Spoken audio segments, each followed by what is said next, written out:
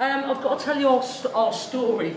I suppose about 4 years ago, I met Cliff via, you used to come under the services of the North Mid Mental Health Foundation Trust. And I met Cliff and we invited him along to our workshops that we run for various workshops. And he come along for, I'd say, a good couple of years, helping us out, telling his story. Now, the upshot from that, we've had several good nights out because we went to a award ceremony with our trust. Yeah. We all had a bit too much to drink and we got posted on our website, didn't we? All looking a bit worse for wear. But the best thing, I had the pleasure of accompanying Cliff and a couple of other colleagues to Brighton for the National Dementia Conference, where he presented in front of 50 people. And when he tells you his story, you'll be stunned because I haven't got the courage this man has got. Also, I forgot to say, the conference in front of 300 people as well, before the national conference. So I'm going to shut up now, and I'm just going to be here because I'm going to keep prompting you, Cliff. But can you tell me your story? Tell us. I'll start, yeah. If you can hear me, can everyone hear me? Yeah. Hello, everyone. Hello. And I was diagnosed with dementia in 2006. And when I was diagnosed with it, I didn't know what it was. So I had a whole year where my wife was always shouting at me because I wouldn't get up or do anything. Wouldn't even do the garden. When I did get up, that'd be about 5 o'clock in the afternoon. And then I wouldn't do any garden. Then I would just sit down, have something to eat. Then I would just sit down and watch the telly the rest of the night, then go to bed. But then came along was Carlton Court, Parpies they call it. And I went to Carlton Court, I met a friend down Melton, and we worked on the gardens there. And that helped me a great lot to get out and do things. And that's where I first met Lisa. And that was where she first asked me to come and do a talk at St John Innes. And I worked on the garden there, and we used to have some fun there, and that made me do my own garden at home.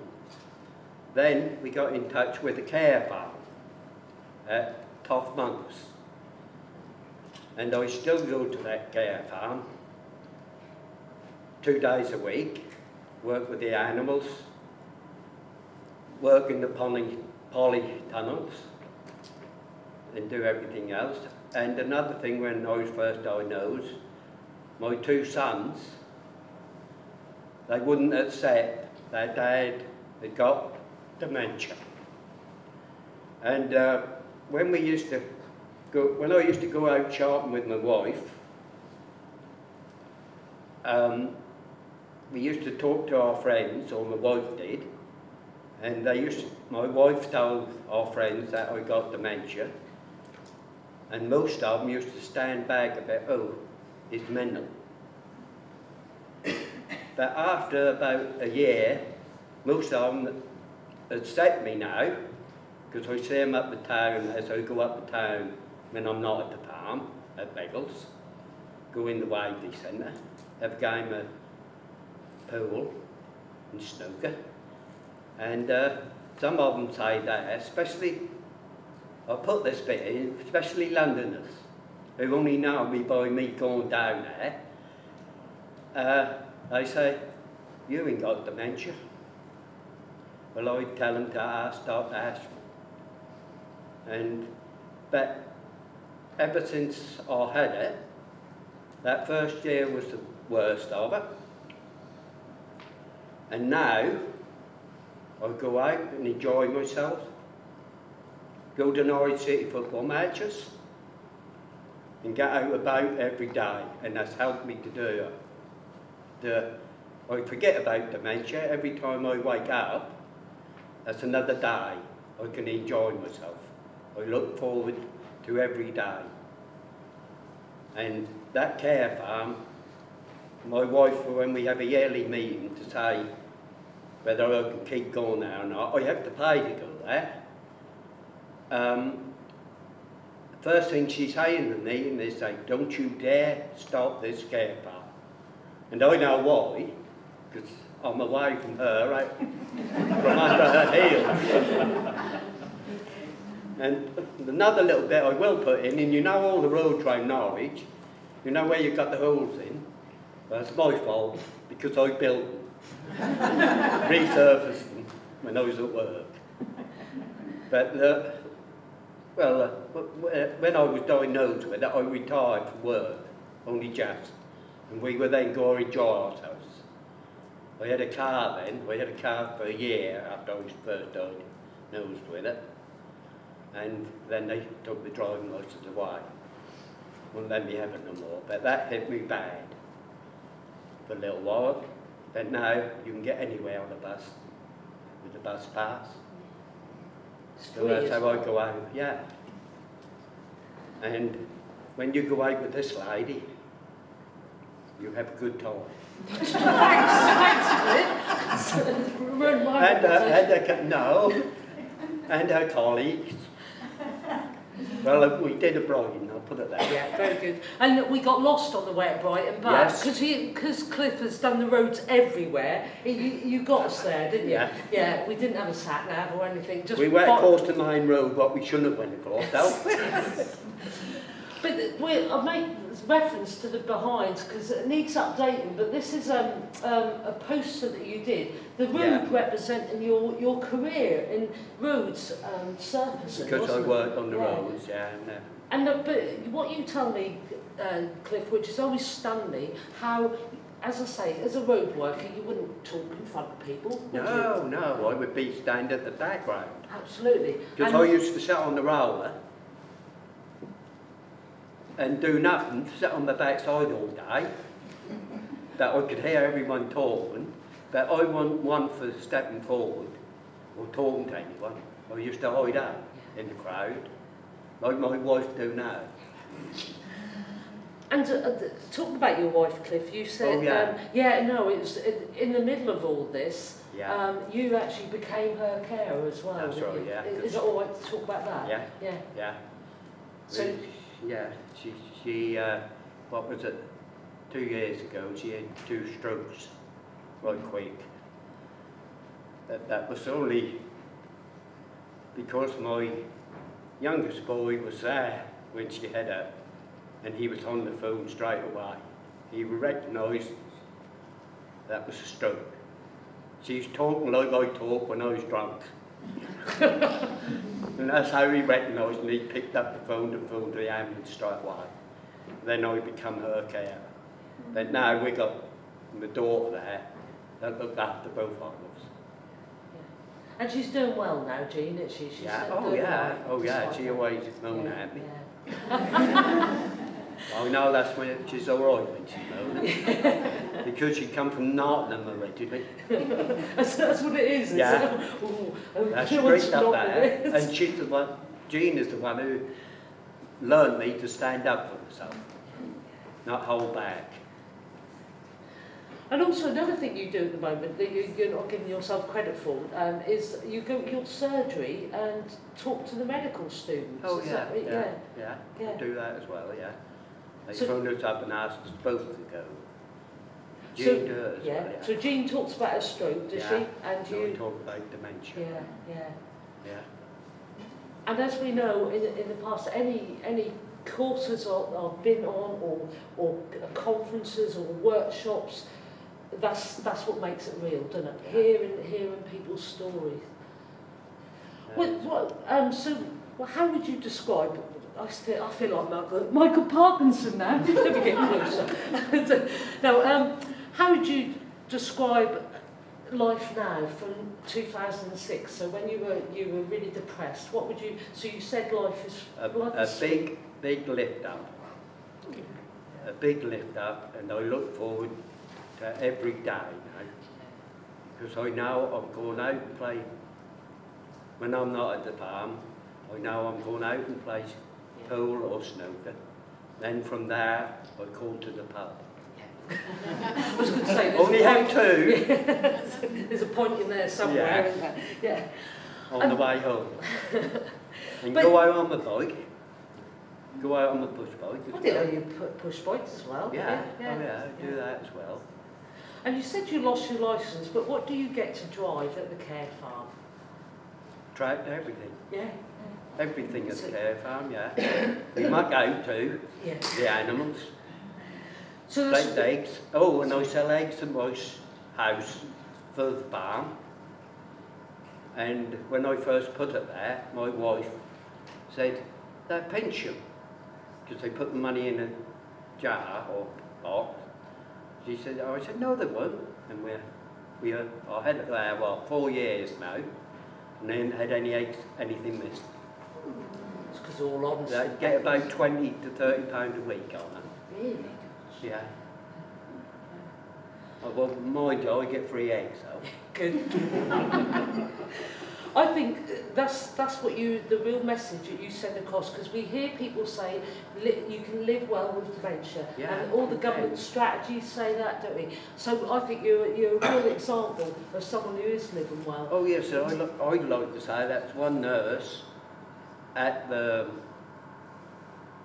Pobbies that explained it, what dementia was to me, by drawing it on the board like that. And that was Julie Kerrs, and she was a nurse at Pobbies. I didn't know nothing about it, but once I'd had it explained to me, you understood it more. And I know mine is the 4 dementia. And I'm on tablets, you know, to keep it balanced. Who explained it to you? Sorry, I didn't quite catch that. Well, the doctor, when a doctor diagnosed me, he didn't tell me nothing. He just said you got the beginnings of dementia. And that wasn't until I went to Pobbies, the County Court, that the nurse explained it to me what it was. And that's when I understood, because I always say in the speeches, the doctors don't tell you enough when they first diagnose with it. So a lot of people don't know what it is, do they? And that was a really good point as well, that you, Cliff, you had, you went to did you do a cognitive stimulation therapy group? No, you did no, you did they called it, what did it, a memory adjustment group? Or? Yeah, memory adjustment at County Court, that was. Where you could all talk freely without your loved ones, and often I've heard you and that nurse say that people really opened up, because they don't want to talk about how they feel they're burdening their families. Also it gives you an opportunity to self-help, isn't it? You know, talk to someone else who's gone through a similar problem. That's to right, let you know you're not alone. And that's like my boys now, they accept it completely. My oldest boy, when there's football matches, in fact today I had call on the way to get football tickets for Wednesday. One for him and one for me. That's what I meant to say when I introduced you. There aren't many people who got tickets for Wembley, no. But you're on your way to Wembley. Sorry, I don't follow football. You ones out there who watch, I might have some Ipswich supporters in the group. Oh dear. But my wife say we're mad. My wife say we're mad. What, the big golden, yeah. Because she don't like it. That's why we got 2 rooms in our house. One is my television, and one is hers, because I won't watch soaps, not any kind. That's just the boss, I'll tell you that much. A blissful relationship. Yeah. Oh, and we go on holiday every year. Not far, but we have a 2 weeks holiday every year, just me and the wife. And that's great to get away from the grandchildren. Because we have 2 of them come up every day and they go to school. Every time I've been round your house, there's a house full, isn't there? Yeah, oh, I call it the coffee shop, coffee house. That's how my wife is, that's what they like from Nottingham. They always ask people in. Never have the doors locked. Nor did we, but we do now. And it's lovely what you said about going on holiday, because lots of people, as soon as they get that diagnosis, they say, oh, I can't go on holiday anymore. But again, it's making it adaptable, isn't it? I suppose it's finding ways that it's okay if you know a place and you know that. And when we go on holiday, she got her scooter. I have to walk round the town, round Yarmouth. That's quite Yarmouth we go to. Can't hit And you she on. loves it. Well, I'm used to it because I lived here all my life. But she wasn't. I was 5 years married to my wife before I realised that she'd never seen a show at Great Yarmouth or at Norwich. I was 5 years before I realised it. And she loved going to show. I couldn't stop her going once she went to one. But she do put me right. She's only one who I never used to have no money. In the middle of the week, till I met my wife, I used to spend right out. Well, I think she say now, I would now if I got in the pub. Okay, are you open to any questions? Yeah, any questions? Yeah. Any questions? Anyone want to ask any questions? What were your main symptoms at first? Forgetting things, Yeah. losing the keys. Oh, and I forgot one weekend where I was driving then, where I got to go to work the next day.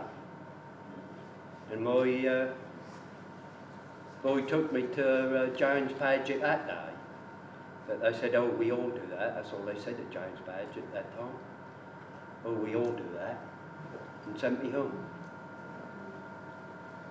Oh, and my oldest boy was my boss at work. He was the supervisor. And he said, oh, that happened before then. He said, because you used to crash into curbs with your roller and again. So that is the reason there's films in the rooms. Well, you used to have to roll out close to the curb, you see. But, yeah, I had my boy, oldest boy as my boss. If anything went wrong, any job, I got blamed for it, didn't I? But that's life, isn't it? Any other questions? Did you actually resist going to the GPs for a long time? Or were you... Yes, I did. You're right, yes.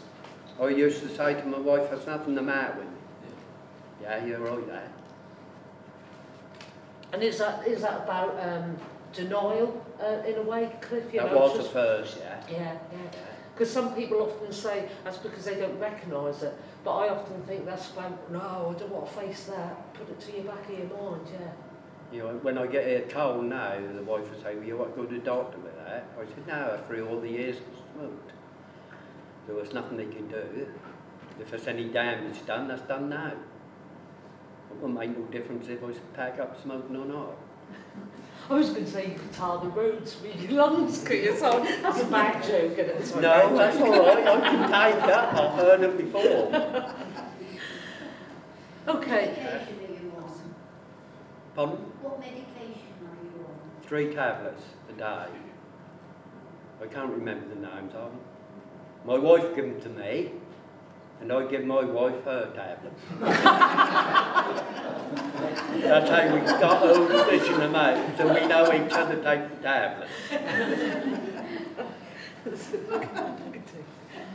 But if we forget, my daughter's there, because she's rebounded home 3 times. Twice, I mean, sorry. They always know whether they live, or whether they're better off. 2 sons are good, sorry. Any more questions? I wondered, Cliff, when they first diagnosed you, did you feel fair or were you frightened when they told you this? I was frightened Yeah. because I didn't really know what it was. But my wife did say, when I was first diagnosed with it, she said, oh, that's all right, because she worked as a carer herself for years in the care home. She said, I can cope with it. But when we done our first meeting at St John, what is it? No, the centre here. Oh, no. John Innes. John yeah. Innan's sentence there. My wife was there, and she told me after that, she said it's different to be a carer at a home than it is to have it 24 hours a day. And that was when I realised I was getting her down. And at that meeting, I don't look at her, Lisa was up with me, but I was up on the stage with Lisa. I looked at the wife once and she was crying, that's how I was told. Well, considering you were in front of 300 people and you'd never done that before, And with a I got all microphone that as there, well. yeah. Yes, yeah, absolutely. I think there were tears of joy and proudness, Yeah. I should imagine, yeah. Okay, any more questions?